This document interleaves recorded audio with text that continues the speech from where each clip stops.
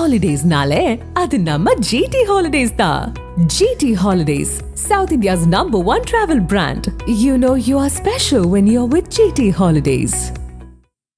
இந்தியாவிற்கு எதிரான முதல் ஒருநாள் கிரிக்கெட் போட்டியில் ஆஸ்திரேலிய அணி 7 விக்கெட்டுகள் வித்தியாசத்தில் இந்தியாவை வீழ்த்தி வெற்றி பெற்றது.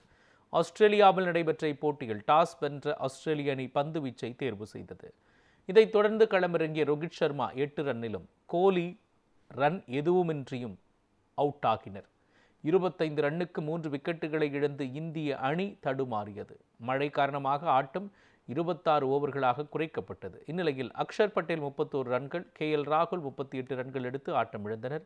தனது முதல் சர்வதேச ஒருநாள் கிரிக்கெட் போட்டியில் களம் கண்ட நிதிஷ்குமார் ரெட்டி கடைசி ஓவரில் 2 சிக்சர்கள் அடித்து அசத்தினார்.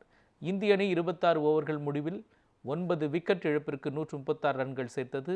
இந்திய அணி 136 ரன் குவித்திருந்தாலும் DLS முறை கணக்கீட்டின்படி ஆஸ்திரேலிய அணிக்கு 131 ரன்கள் வெற்றி இலக்காக நிர்ணயம் செய்யப்பட்டது. கேப்டன் மார்ஷ் மற்றும் பிலிப் ஜோடி சிறப்பாக ஆடி அணியை வெற்றி பாதைக்கு அழைத்து சென்றனர். இறுதியில் 21 ஓவர்களில் 3 விக்கெட் இழப்பிற்கு 131 ரன்னை எடுத்து ஆஸ்திரேலிய அணி வெற்றி பெற்றது.